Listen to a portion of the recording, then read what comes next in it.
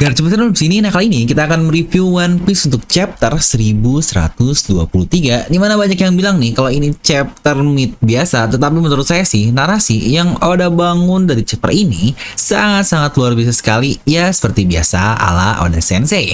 Nah jadi pastikan kalian tonton video sampai habis agar tidak ada informasi yang miss dan juga setengah-setengah, karena One Piece itu tidak masuk akal, tapi akal bisa masuk. Dan buat kalian juga nih yang nyari merchandise One Piece kan bisa langsung ke official store dari DNM yang akan saya simpan linknya di deskripsi video. Tapi ya minimal banget lah, subscribe dan nyalakan bel notifikasinya ya, biar makin semangat terus nih untuk kontennya. Nah mari tanpa basa-basi lagi kita langsung saja wadaw.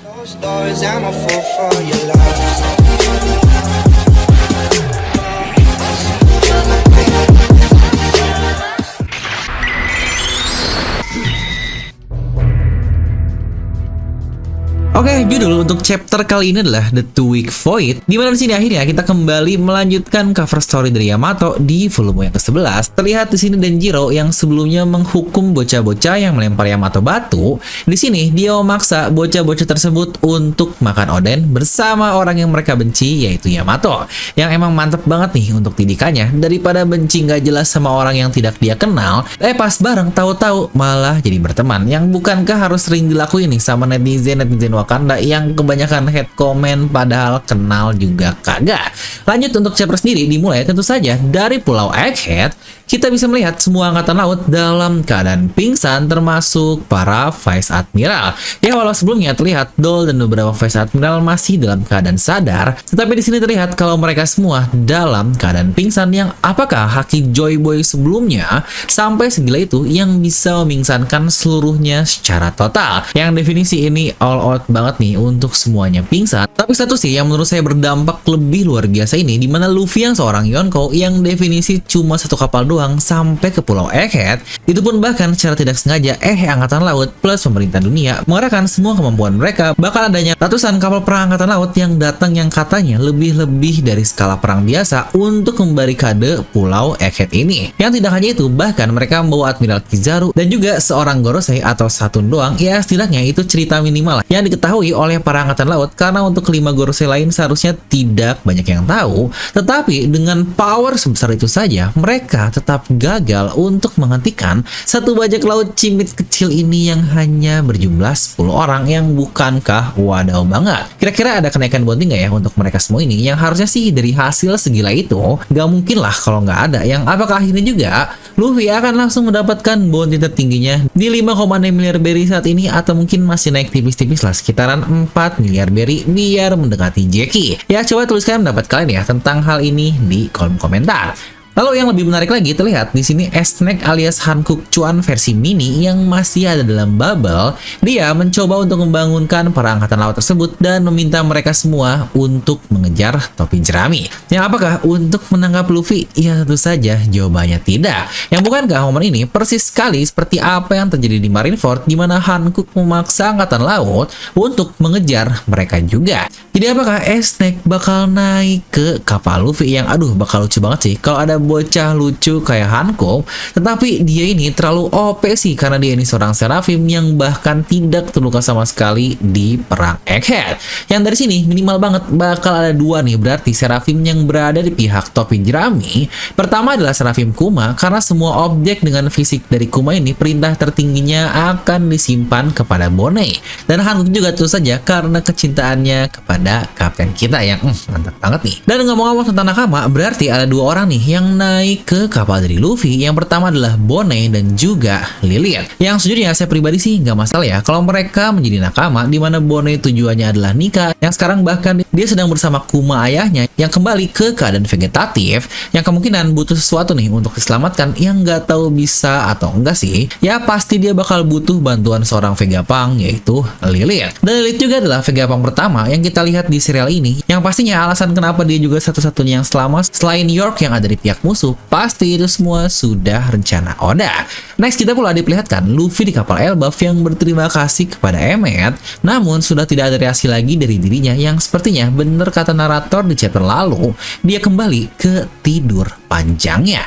Dimana Dory dan Brogy pun berkata kalau mereka sudah tidak bisa lagi merasakan hawa musuh yang ada di pulau tersebut. Karena balik lagi tadi dikatakan ya, kalau angkatan laut semuanya dalam keadaan pingsan. Tetapi gila juga ya, mereka bisa merasakan Ken Bunsoku yang luar biasa ke satu pulau dan mereka bisa tahu kalau tidak ada orang lagi yang masih dalam keadaan sadar. Yang apakah jangkauannya pun sangat luas, persis seperti yang dimiliki oleh Relic juga. Dimana sini pun Dory berkata kalau Hausoko tadi bisa saja lebih kuat dari haki yang dimiliki oleh Akagami. Ya benar, itulah yang kita bahas di spoiler kemarin. Dimana kata-kata Dory yang menurut saya cukup ambigu nih. Di situ dia berkata maybe atau bisa saja, yang berarti apakah segila itu juga kah haki maksimal yang dimiliki oleh Shanks, karena Hausoko haki dari Joy Boy yang tersimpan setelah 800 tahun lamanya cukup kuat untuk bisa membelah langit dengan sendirinya.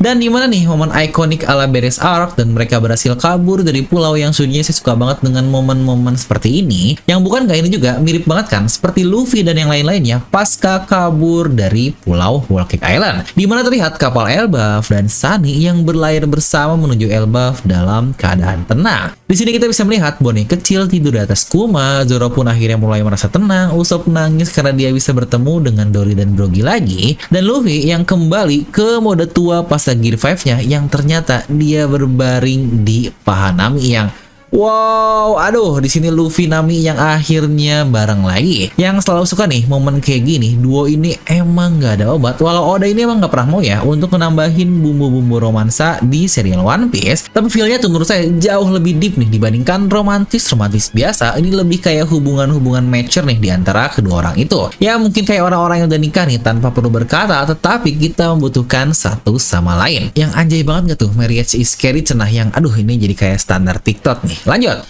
dari semua momen tadi hanya Sanji lah yang berdiri terdiam dengan memandangi jasad Vegapunk yang terbaring di awan buatan. Di sini Sanji berkata, aku benar-benar tidak merasa nyaman dengan apa yang kau katakan Vegapunk. Apa ini hal yang benar-benar kau inginkan? Aku tidak mengerti apa kata-katamu dengan baik, tetapi kau benar-benar berkata hal yang sangat gila. Yang sejujurnya ini merinding banget sih. Interaksi di antara keduanya berlanjut ke kata-kata akhir dari chapter ini. Jadi lagi-lagi tonton sampai habis ya, karena kita akan masuk dulu nih ke isi judul chapter alias The 2 Weeks Void atau 2 minggu kekosongan, yang berarti kita mundur ke flashback 2 minggu yang lalu.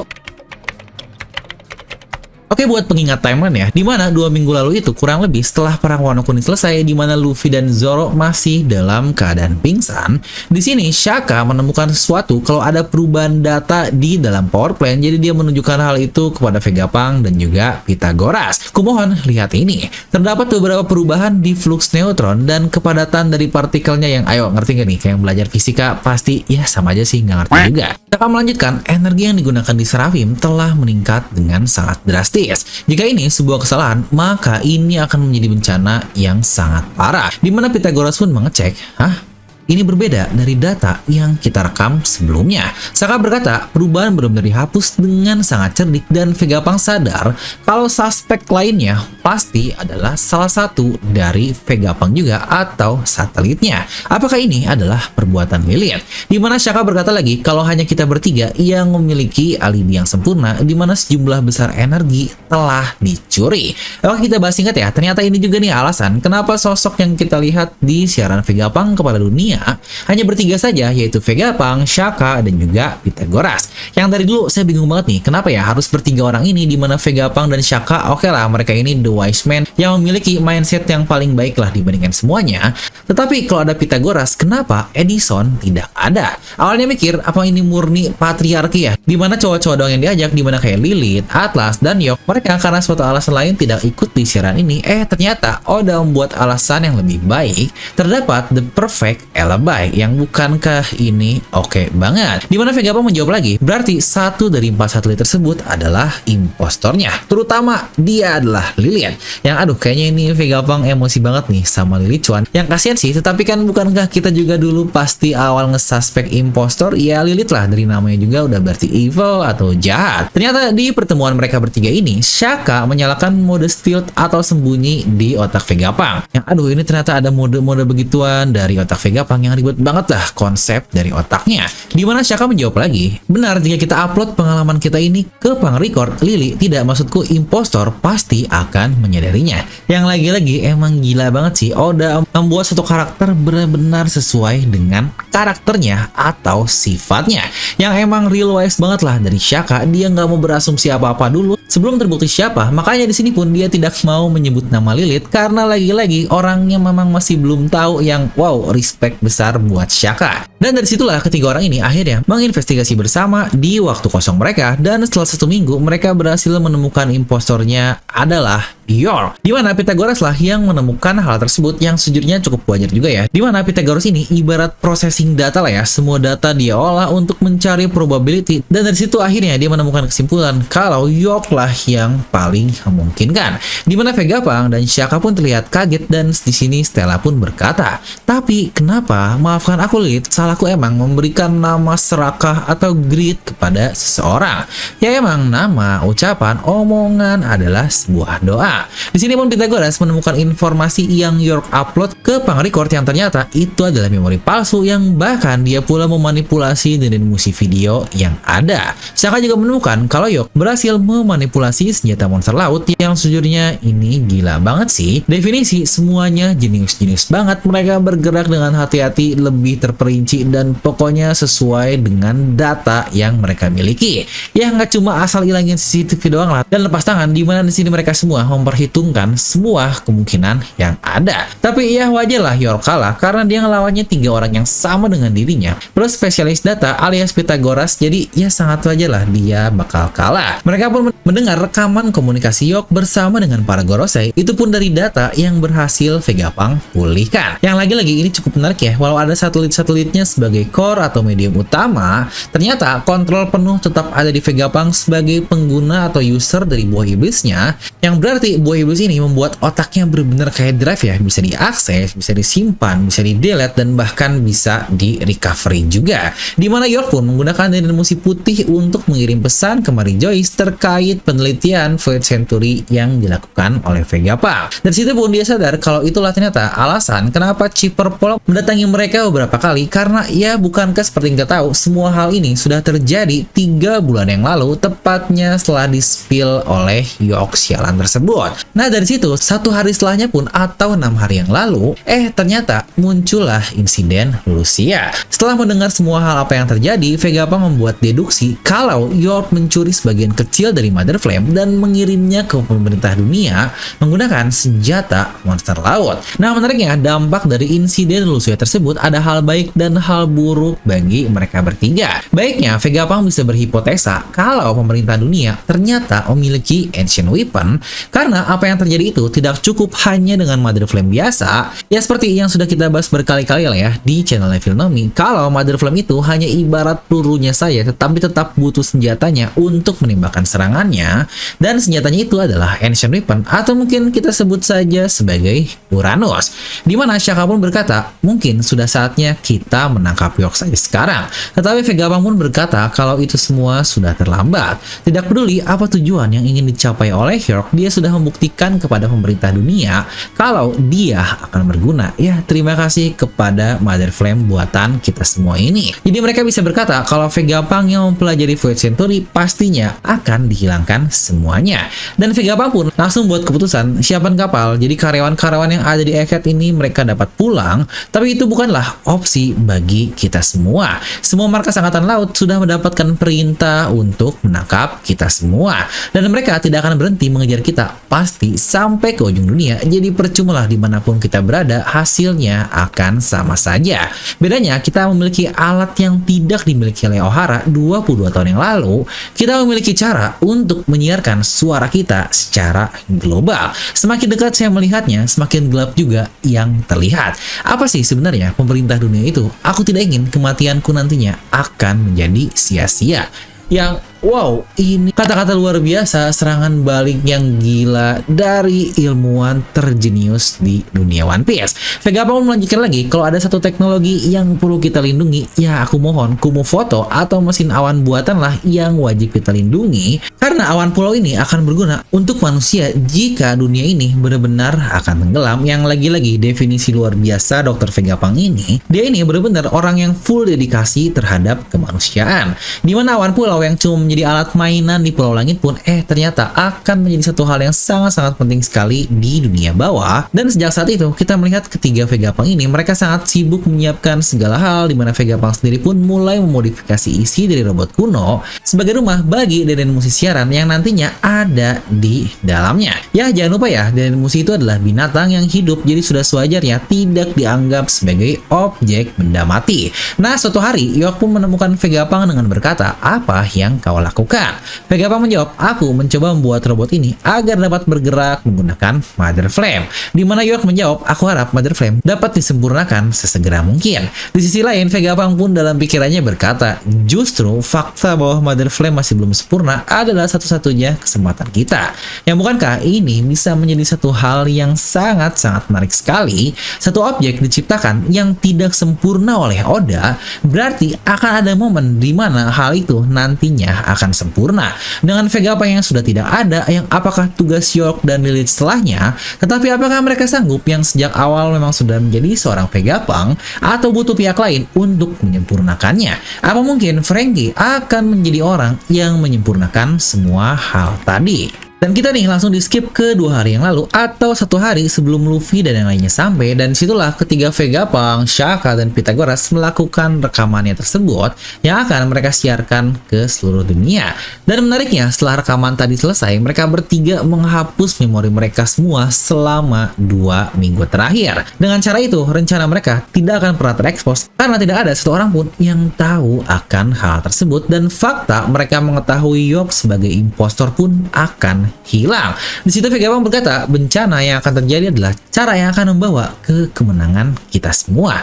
Yang sejujurnya ini well planned banget sih ya dari Vegapunk dan juga dari Oda Sensei. Jangan lupa ada beberapa hal yang miss nih yang pernah kita bahas di review-review sebelumnya tentang kita ini masih memiliki timeline yang belum jelas, yang ternyata York pun berkata demikian, dimana ada timeline yang aneh. Dan pada saat itu pun saya berkata, hal ini tidak mungkin kita ketahui sebelum Oda menyampaikan kepada kita secara langsung, yang ternyata semua miss itu Oda jelaskan secara detail dan luar biasa. Terima kasih Oda Sensei.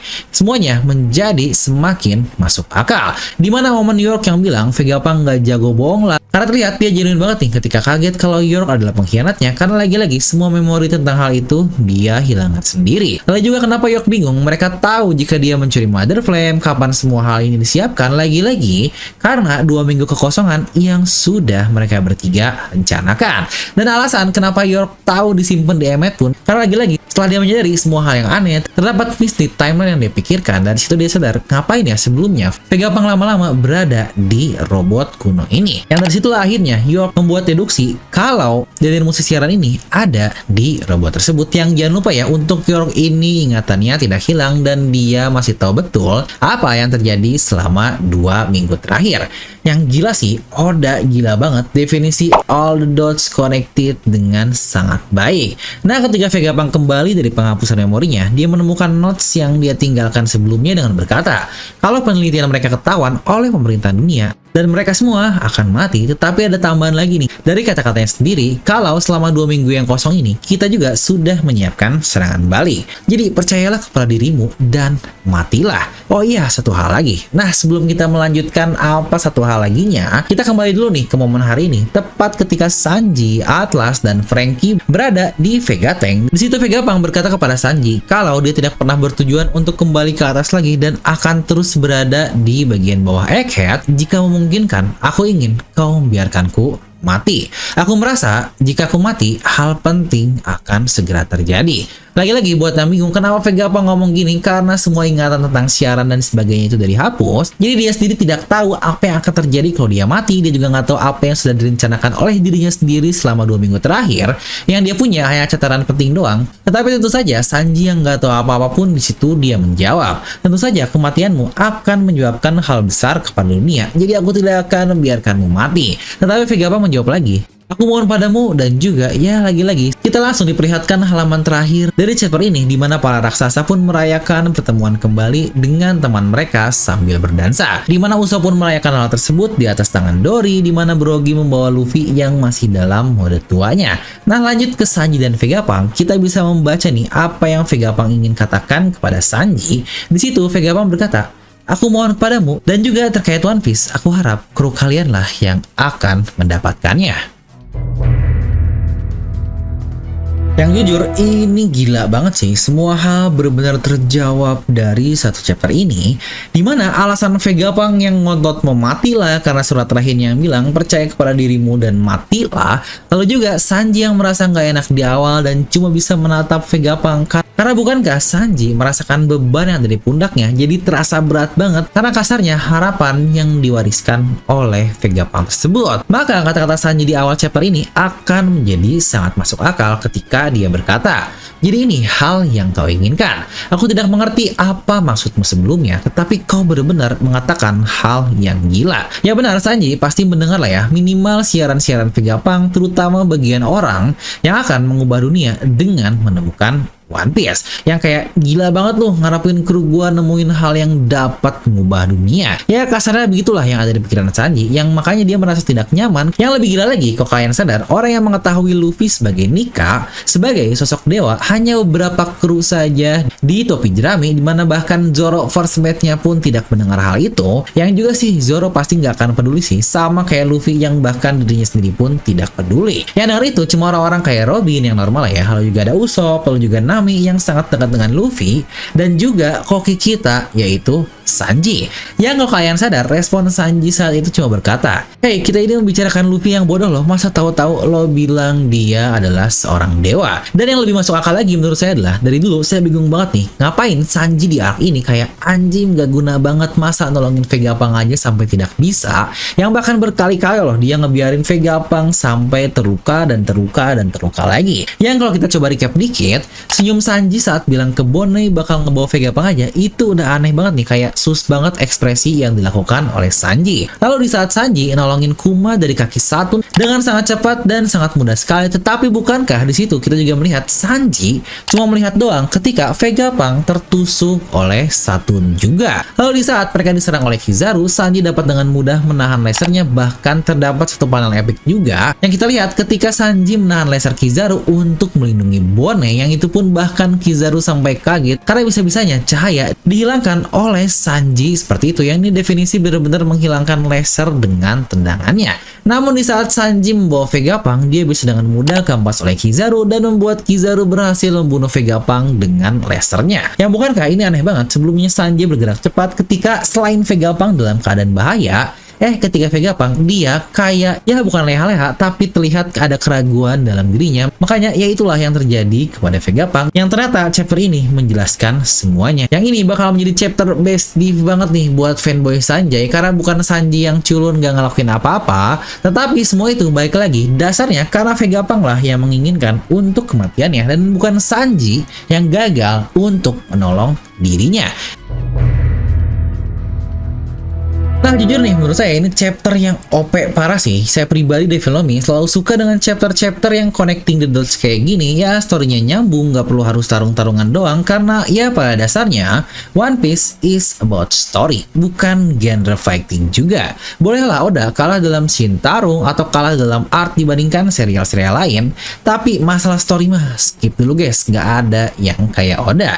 Definisi the best lah masalah art of foreshadowing dari Oda Sensei. Dan ngomong-ngomong tentang art of foreshadowing juga sudah pernah dibahas juga nih untuk cerita One Piece di satu video ini yang bisa kalian tonton. Nah, jadi berapa nih nilai untuk chapter ini menurut kalian? Coba tuliskan di kolom komentar. Untuk saya pribadi akan saya kasih nilai 9,5 dari skala 10 karena balik lagi banyaknya titik-titik terhubung yang seamless dan mantap banget dari Oda Sensei. Di mana satu chapter ini emang dibikin nih untuk orang-orang yang kritis dan suka penasaran dengan hal detail kayak kok ini bisa terjadi sih, kok masih ada misi, dari banyaknya timeline atau sebagainya. Dan mungkin buat kalian yang tidak peduli dengan detail-detail kayak gitu, pasti bakal merasa ini chapter ngapain ya? Kayak ya elah ngapain sih, mending langsung pergi ke Elbaf saja. Tapi balik lagi, goals dari orang baca manga akan berbeda-beda ya, jadi nggak bisa ditembak satu pasti benar. Saya lebih suka ini dan kalian lebih suka itu pun sangat tidak masalah. Dan karena Egghead resmi beres yang berarti mulai chapter depan bakal fast reveal nih yang ini harus menyiapkan lebih banyak. Nah, tapi buat yang mau tahu duluan, saya juga suka bahas Devilomi short dan isi-isi videonya khusus untuk membership dong ya. Di video short pun itu udah ada full reveal kok, jadi buat yang mau support dan pingin lihat lebih dulu bisa join membershipnya cuma 10.000 doang, yang jauh lebih murah lah dari es kopi susu yang sekarang udah 25.000. Atau kalian kalau mau traktir kopi juga di platform lain bisa juga langsung klik link di deskripsi video. Rencana nextnya bakal sering nih update hal unik yang didapat dari baca ulang One Piece. Makanya yuk komen juga di post komunitas ini. Ritual seasonan Devilomi pribadi nih, tiap arc beres biasanya saya suka baca ulang One Piece, tapi entah nih mulai dari mana. Yang random aja nih, kalau lagi niat banget bakal mulai dari awal atau mungkin dari arc terakhir saja, ya itu pun terserah nih. Coba kalian tuliskan di kolom komentar. Buat yang ngerasa juga nih kok kayak saya hafal banget sih chapter-chapter secara detailnya atau apanya lagi-lagi, karena ya emang saya orangnya mungkin suka baca kali ya. Jadi kayak bisa aja nih nemu-nemu hal yang unik yang mungkin kelewat lebay juga sih. Apa mungkin ini derita gabut jadi akhirnya baca ulang, atau ya yaudahlah namanya juga orang suka. Nah, jadi itulah untuk video kali ini. Tuliskan pendapat kalian di kolom komentar, dan seperti biasa like aja kalian suka, dislike aja kalau suka. Gue Devilomi pamit and I'll see you guys next time.